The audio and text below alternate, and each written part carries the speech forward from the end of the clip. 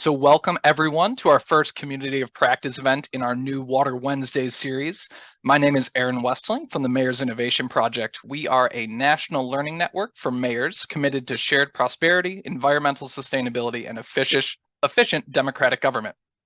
In partnership with the Water Center at Penn and the U.S. Water Alliance, this Water Affordability Community of Practice series spotlights best practices on challenges and solutions related to water affordability in the United States.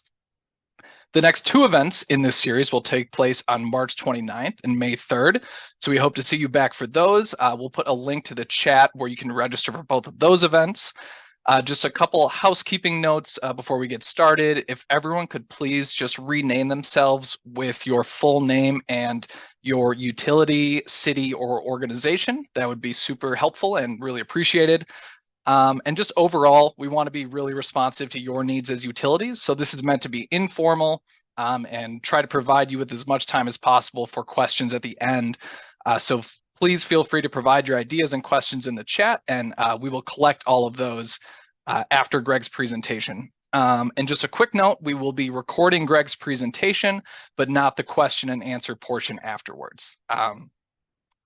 And just the last thing before we get started, we're going to put a short evaluation and survey form in the chat box. This form has two components. The first is an opportunity to express interest in an available technical assistance opportunity provided by the Water Center at Penn. The Water Center has the opportunity to provide a limited amount of technical assistance over the next 8 to 12 months that could focus on water affordability programming specifically, or more generally on water infrastructure funding and financing. The TA could take the form of one-on-one sessions or peer discussions on specific topics. And the survey is generally just designed to help understand what topics would be most useful to interest water utilities and to allow anyone interested to let us know. And then the second half of the form is just a very short survey with a few questions that are aimed at helping us improve our content going forward and ensuring that these community of practice events are as helpful and timely as possible. So now we can go ahead and get started. First, I just want to welcome Bree Callahan, who is the Senior Research Manager at the Water Center at Penn. Thank you for waving, Bree. Bree will be moderating the Q&A portion of the event at the end.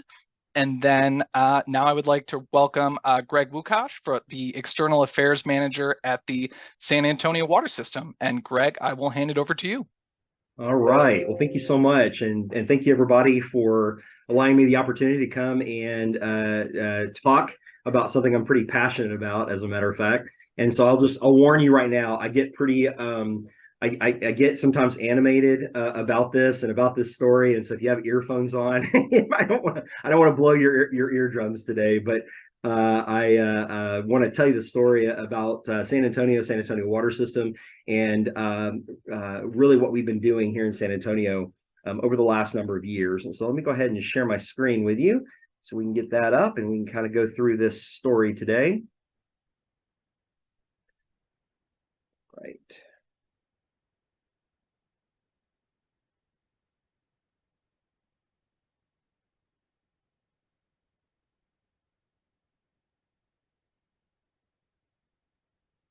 Sorry, everybody. Let me get this going here.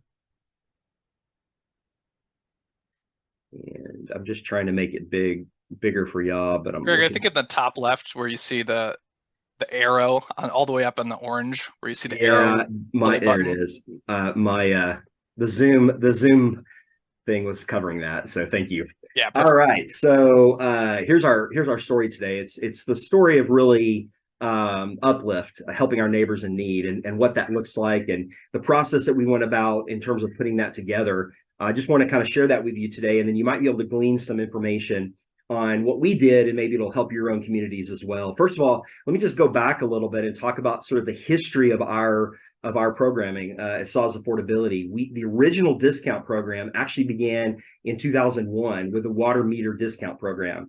Plumbers to People began in 1994. Our Project Agua program began in 2000. The Laterals to People started in 2003. Our Uplift Assistance program began just a couple of weeks ago, and I'll talk about that at the end. And then we also moved affordability programming to external affairs in 2006. And I'll talk a little more about why I feel that probably that move alone in that 2006 timeframe, that was probably the biggest catalyst of the success that we've been able to have through the years. I think that was the biggest catalyst for the reason we see some of the success that we have. And again, I'll share with that with you here in just a little while. Now, the reason I bring up these specific programs is because these are the ones I'm going to kind of focus on today specifically in this story. I've been here at SAWS working in external affairs and education communication for 25 years. So there has never been a time at the San Antonio Water System that I've been here that we did not have an assistance program. So we've had them for a long time, and we've helped during that period of time.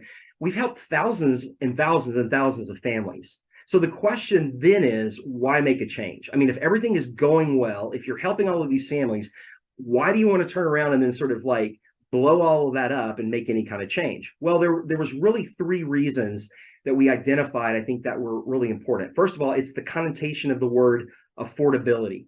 Affordability is I like to say it's kind of a utility word. It's a utilitarian word. I think in the real world, you say affordability, people don't really understand what that necessarily means. So we wanted to change that. The need to reduce the enrollment process was huge, and I'm sure some of y'all are struggling with some of the same thing. For example, all of our programming at the time had a separate application. So if somebody wanted to get some assistance, they had to go in, and you're a senior, you got to fill out a senior application. If you want to get a monthly discount, you had to get a monthly discount application. And so we really needed to reduce that enrollment process for our customers and make it much easier for them to be able to come right into the assistance programs. And then the last one is something that I call sustainable affordability. And I'll discuss what I mean by that. It's a term that our team uses. It's a term that I use in planning processes in order to make sure that we're able to handle, if we're going to do all of this work and we're going to have more families come in, how are we going to be able to handle the demand when it all comes our way? And I call that sustainable affordability. And I'll address that a little bit in a little while. One of the first things that we did, a starting point, and I think it's a really important starting point for communities that are either considering doing a new assistance program or maybe looking at changing their assistance program, is to start with the idea of how well are we doing, or what is actually the demand and the need. Now, when I became the manager of the department, we were celebrating all of the families that we were assisting, and rightly so. But I kept asking the question, we've got this number of families that we are assisting, and we're happy about that. But what if the number is much, much, much, much higher, and we're not actually making as big of an impact as we think we are? And so at the time, we didn't really have a top of the line number to be able to look at how many people in our community potentially are there that we can assist. So we did two studies that were undertaken in 2017. This was kind of the beginning part. One was done in-house in collaboration with our finance and continuous improvement and innovations department. They put some numbers together for us, ran some data together, and we looked at that. And then one was done externally in collaboration with the Texas State demographer, Dr. Lloyd Potter, who's actually right here at the University of Texas, San Antonio, just a couple of miles from here. And we got with him and we asked him to put together a study as well to determine, based on census data, about how many families we would have in our community that we would be able to serve. Both studies gave us an estimate that were consistent with each other, and they provided a potential range of families in need from about 67,000 to about 75,000 potential families in the community. And again, that was a huge opportunity for us to be able to see that. And then also we were able to identify through those studies, of course, the council districts, the parts of the city, the zip code areas of the city where there was going to be the greatest need. And we already kind of knew what those were going to be, but the studies that we did validated a lot of that information. So again, I think it's really important that you undertake that. Now, again, before we just launched into a new program, cool, we've got all this data, now let's go build this new program. We decided to kind of launch it in a softer way. And one of the first things that we did in 2017 was, at the time, we had a senior program, right? And when you turned 60 years of age, you went and you filled out this application. And if it was approved, then you were on our senior program. And we looked at this, and we kind of looked at the economic impact of possibly changing this program. And what we did in 2017 to sort of get us going and get us started was we decided to celebrate National Senior Citizens Day by simplifying this whole affordability 60 years and older, and we made it a benefit for every 60-year and older customer in the entire system.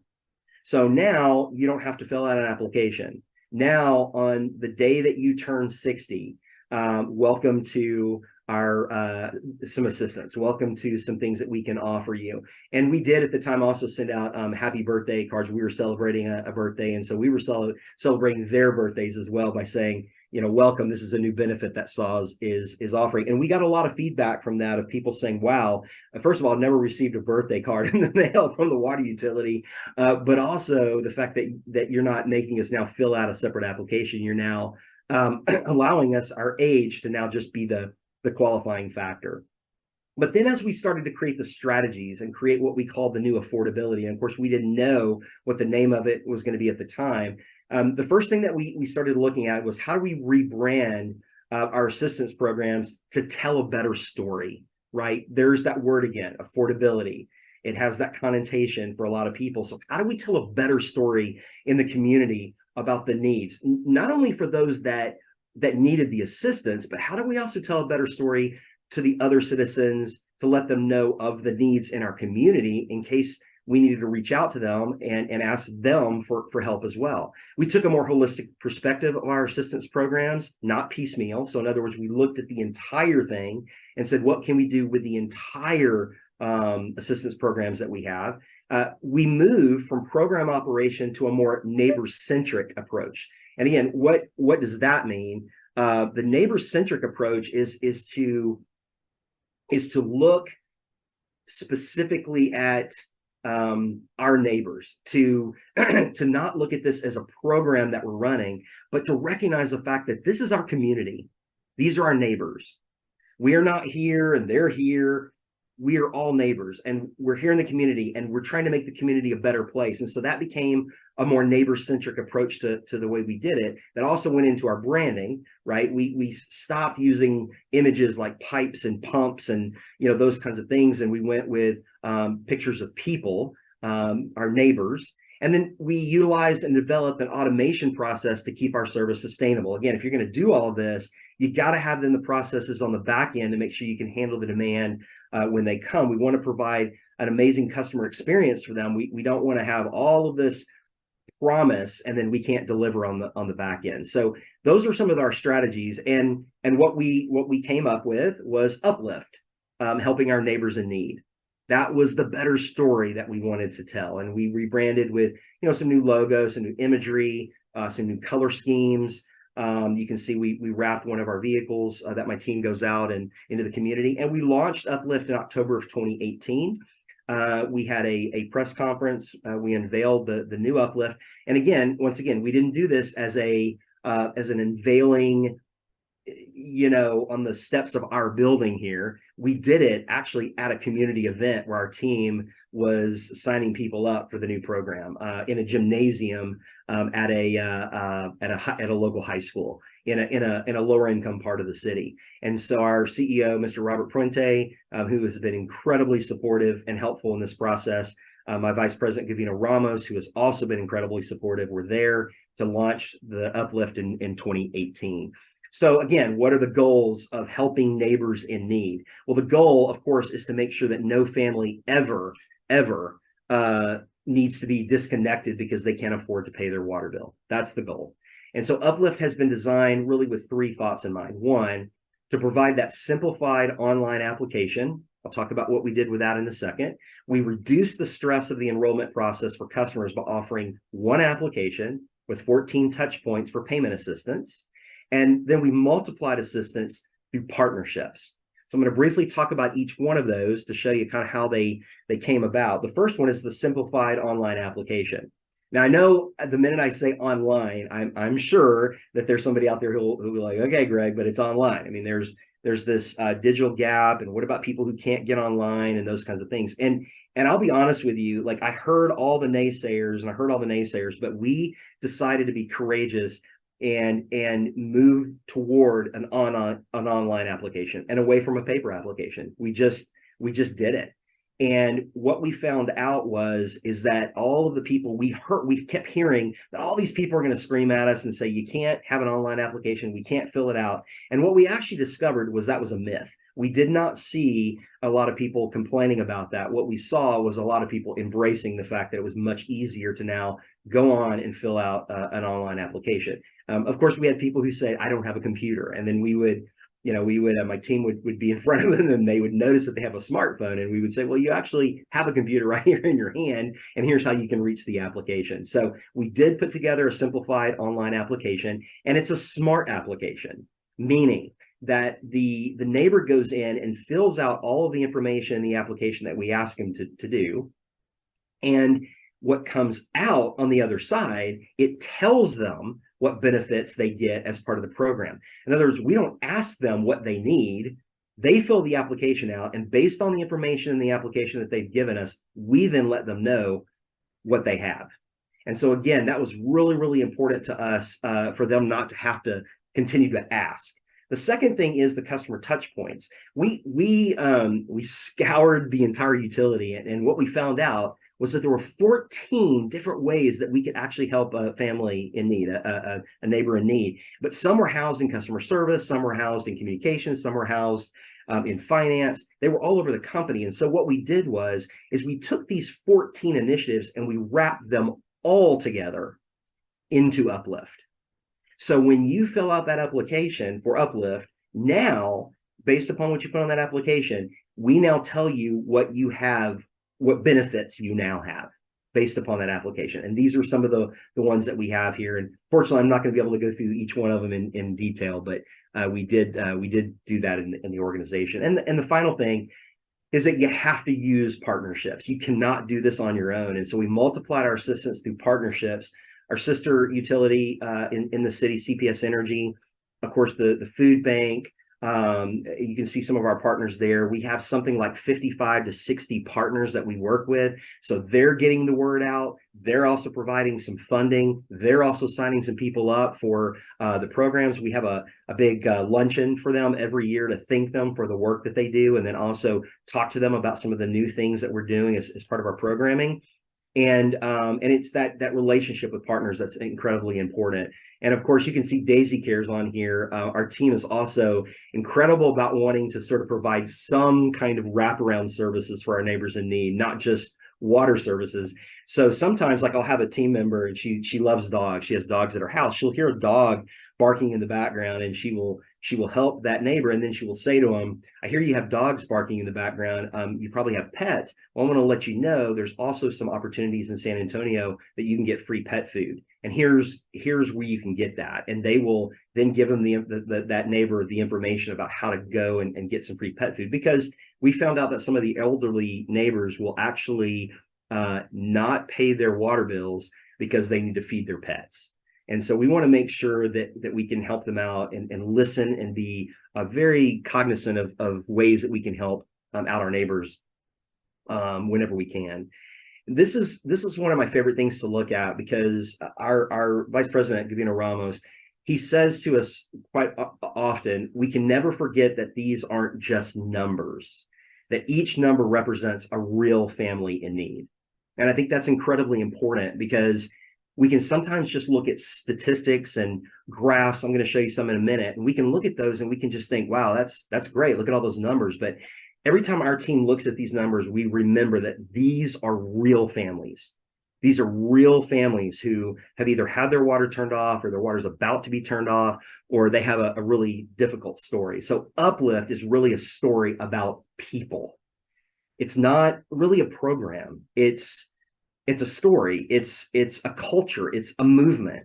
And it's about really three things: assistance that matters, real assistance that matters, work that matters, and then trust that matters. And I'm going to end the presentation today on those three things: assistance and work and trust, because all of those are important. We can put together a program and assistance, and we can have it well funded, but if we don't have the right people who are running it in leadership, and even the people that are reaching out in the community, it might not get a lot of traction. We can have the right people, we can have the funding, but if it's possibly not in the right department where it needs to be in order to get in the community, well, then you might not get any traction either. So it really involves a multitude of different things. I want to show you this assistance that matters in these numbers. And again, these are all families to us, but I want to show you the growth that we have seen from 2012 to 2022. As of today, we are serving 34,682 families every single day as part of our Uplift program. And again, 34,000 families, and that continues every day. Project AWA is one of those initiatives that we have that's assistance that matters.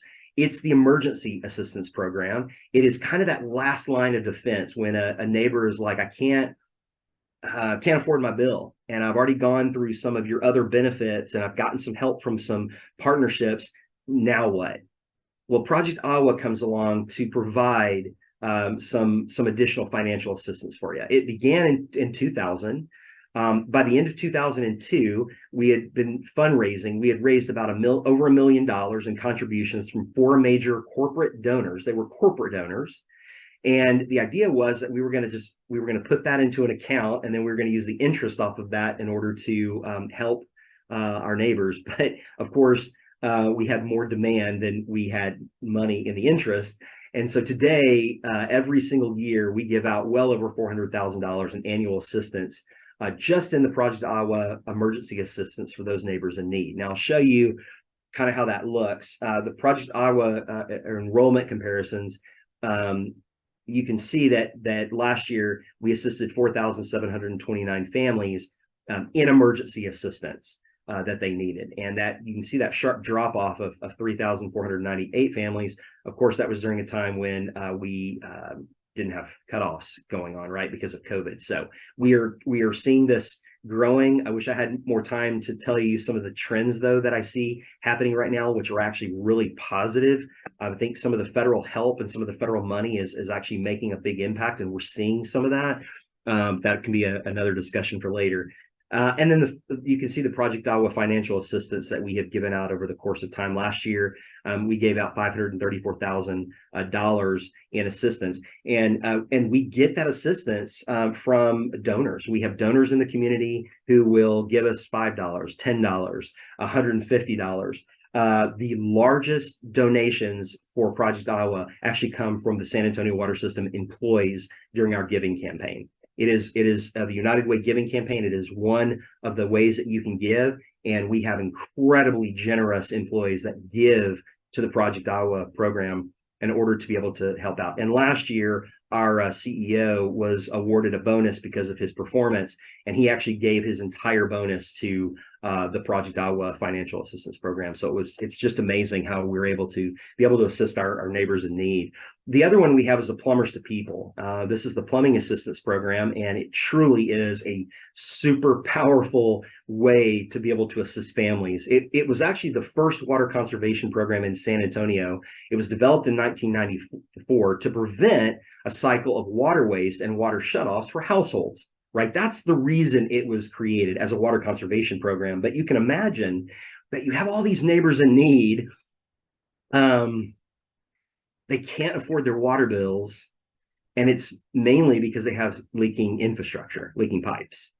So while it was started as a conservation program, and it is a conservation program, honestly, Plumbers to People is one of the most powerful, impactful opportunities we have to actually change somebody's infrastructure in their home in order to get them in alignment where they can't afford their bills. It provides plumbing repairs for qualified customers to maintain an affordable water bill. And recent improvements have been a proactive analysis of usage at eligible homes so that we reach out when their usage spikes and not again wait till they have to call us. We want to be able to identify when their usage spikes, and then how can we go and assist them when they're in their greatest need. Now, we do have a contract with a plumbing company here in town. They're the ones who go out, their team goes out and does these plumbing repairs for our customers. And so while we oversee the Plumbers to People program in-house at the San Antonio Water System, we do have a contract company for that. And we also have a contract company for the next one. I'll show you in just a second. But just to give you some numbers here, again, here is Assistance That Matters. These are real families being assisted every year. You can see from 2017 up to last year, we are helping over 1,000 families, 1,141 families that actually had their homes repaired, their plumbing repaired in order to help them out. And again, we have another plumbing program. That's also our laterals to people program. So you have, of course, your drinking water side, but people always forget about the wastewater side. And we do have a laterals to people, a wastewater laterals to people assistance program as well. We started it in 2003, and the laterals to people program helps to provide assistance to needy customers who lack funds to repair a health and or safety problem with their sewer lateral system. And as you can imagine, lateral lines will bust in a front yard, that will leak sewage in their front yard. And if they can't afford it, of course, then it can sit there for a long period of time. So we have an Uplift mobile team that makes on-site contact with the customer, with the neighbors there, ensuring that they understand the work that's about to be performed. And then our contract company comes out and does the work of replacing their laterals or fixing their laterals in order to take care of the problem that they're having. So that is real. What we see, real assistance that matters. And I just wanted to highlight some of those for you. And again, you can see the growth of the laterals to people. It's one that's not as well known. We're going to do something about that this year, but we still are assisting about 103 families a year last year in that. The next part about this is the work that matters. And I mentioned that a while ago, that you can have a great program, great funding, and all of that, but you've also got to have the right people. And so in 2015, we had 2 affordability team members in our team. 2. As of today, or actually as of next week, I will have 10 team members on staff. These are 9 of the team members that we currently have. And then, as I mentioned a while ago, we have a dedicated Uplift mobile team. And the really important thing is that I get an opportunity. I'm incredibly blessed to get an opportunity to select each person for our team. I've been able to hire most everybody on our team, and they all have an incredible heart for people, which is really a prerequisite. They can handle the demands of people on a phone, that want to tell their stories. And they also speak Spanish, which is the predominant, language spoken here in San Antonio. So we want to make sure that they can communicate well with their neighbors as well. So it's just a fantastic team to lead. And and we're moving forward. We added 2 new team members this year, actually, and so that's pretty cool. And then the last one that I wanted to share is the trust that matters. And trust that matters is incredibly important. If you have trust with your utility, if you have trust with your city, that carries over into all the other areas. And so this is that thing I wanted to mention to you earlier when I said I think that the single greatest catalyst for success of our programming in the community has been the fact that we moved our affordability programs from customer service to external affairs. And let me tell you why that I believe that was the most important moment back in the day. Because typically in a customer service setting, what you're going to do is you're going to build a call center. Nothing wrong with that, right? You have your agents on the calls, but what that does is then it puts the pressure on somebody else to go out and tell the community about your programming. And you hope that they're doing a good job of that, so that the calls will start coming in, so that the call center that you have built then begins to answer the calls. But we didn't do that here at SAWS. We moved our program out of customer service and we moved them into the external affairs department, so that now I'm not building a team of a call center. I'm actually recruiting and building a team of external affairs specialists. And that's what we do. We don't have a call center. We go into the community. And we don't even create our own events. We go find the events and we go right into the neighborhoods where the people are. And that can be at local grocery stores, even. That can be at festivals and events. We're constantly being called. We do hundreds of presentations and hundreds of events a year. And not only do we just, when we're there, do we hand them a brochure and say, this is our program, but we bring technology with us, right? Because the application is online. We bring that with us so that we can register that neighbor right there on a laptop or show them on a phone or that kind of thing. And so I think the reason that we've seen so many families that have come our way is because we are in their neighborhoods. We are there. We're right in the community. It's not like we're sitting back over here kind of waiting for you to come to us. We've decided in everything that we've designed with Uplift and even to the outreach that we do, we're going to come to you. We're going to be right where you are. We're going to be in the community. So that's something I would consider if you ever have an opportunity to think about that or do that. I think it's been incredibly important in order to move things forward. Sustainable affordability, though, never stops. So we did an additional study that was conducted in 2021 to identify uplift penetration within the city zip codes, council districts, low-income census tracts, and then to determine next steps. How well are we doing? You can't create something to help people and then you just kind of go, well, great, we're doing a great job and it's never going to change. We needed to know really how well we were doing. And that 2021 study kind of gave us a pretty good idea of where our penetration was around the city.